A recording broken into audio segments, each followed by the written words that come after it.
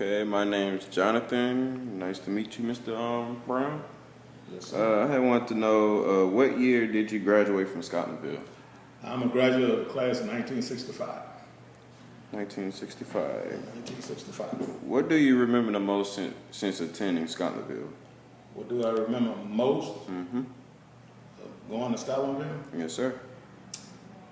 I remember most that our school was predominantly black, that we had 11 teachers, 11 principals, and the faculty and the staff, they cared about the students.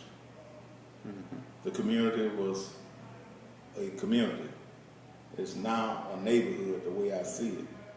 Well, as I stated to you before you went on the record recording, we had everything in Scotlandville that we needed. We owned the shops, we owned the business. We had everything there that we needed in Scotlandville. Probably, mostly, we didn't have to leave Scotlandville to buy our needs. But now those things have faded away through integration. Those things have faded away because we allowed other people to infiltrate into our area and set up shops and business and take the lifeblood out of the community, which is money. So I remember those things back very well when we was in school, when I was in school, when we was growing up at Scotlandville High School. You know, we was very proud black community because we had ownership of the business. The school was just like a part of an extension of the home. Mm-hmm. You got in trouble, the teachers communicated with the parents, and it wasn't that a lot of us got in trouble, but the parents was very involved with our school activity and things of that nature. So I remember that most of all, having good teachers, people that cared about us, and it was like one big happy family. As of now, Scotlandville offers different careers you can pursue, like engineering, business, and law. They had it back then? Oh no, we didn't have that. So we had the basic, your math, your English, your biology, your chemistry, your science, and things of that nature. We had business courses there. I think we might have had stuff like typing, and general business or studies or something of that nature, but they didn't offer the kind of curriculum that they have now and then. But still, we got a well-rounded education at that particular time. Who was the principal at your time? Mr. Patty. Okay. Very good principal. Okay, as you was saying, as you was going to Scotlandville, was that something very special to you that stood out to you? Sports, we dominated in sports, like we dominated in basketball at the present time. We have a very good basketball team, a very good track team. Matter of fact, my class, we won state championship, 1965 in state track. Kurt Clayton was an outstanding sprinter. I think his track record still holds today in the 100-yard dash.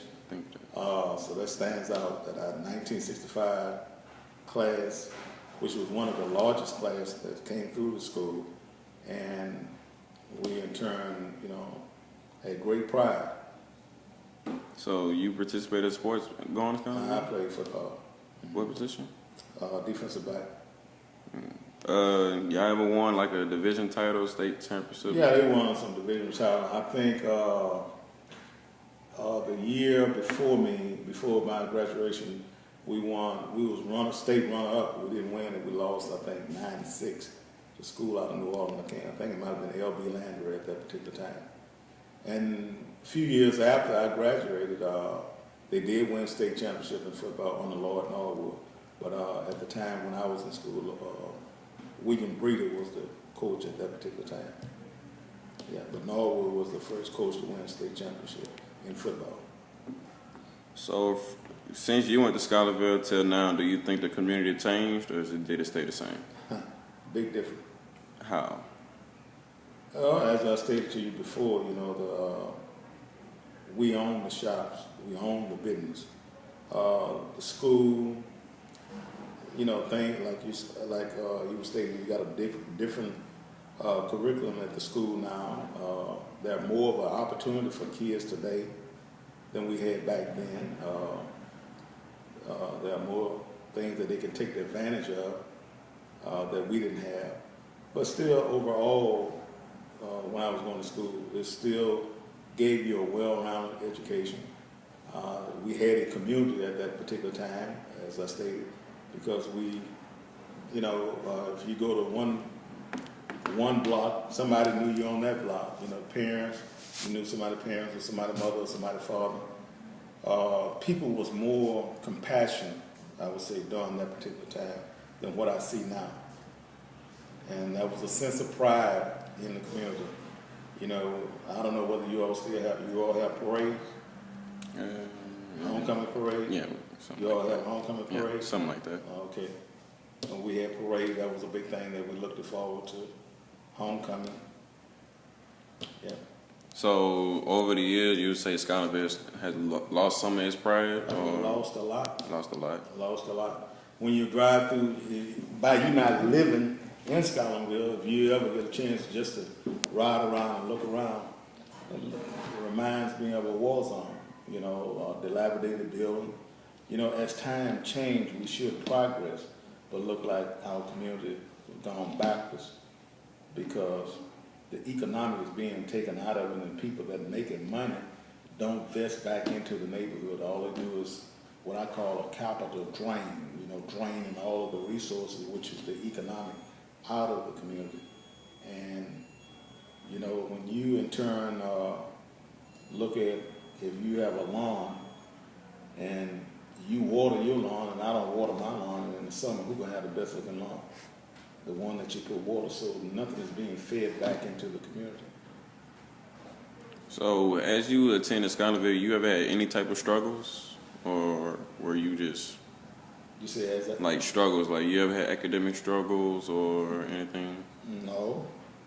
One of the good things about growing up in Scholarville, you don't have to leave the area. You can go straight through school all the way through college within a 3 mile. Most kids live within the community, didn't have to leave if they wanted to further their education. You go right there at the university.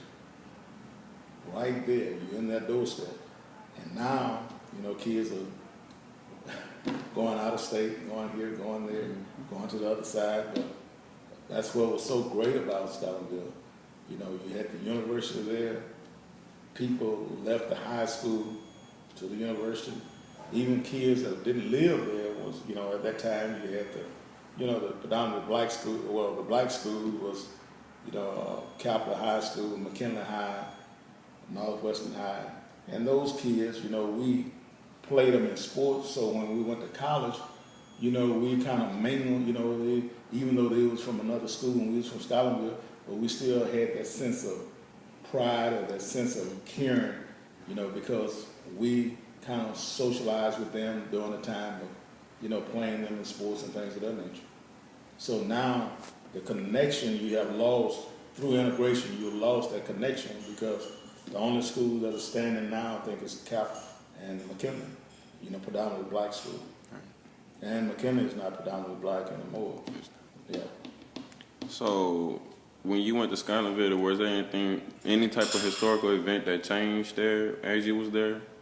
Or?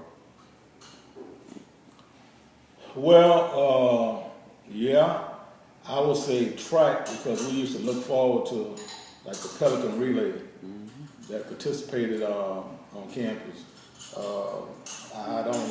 I haven't followed the track as much. Matter of fact, I haven't no more than reading in the paper, about Scholarville. I got to do a better job. Start attending some of the football games, basketball games, and things of this nature.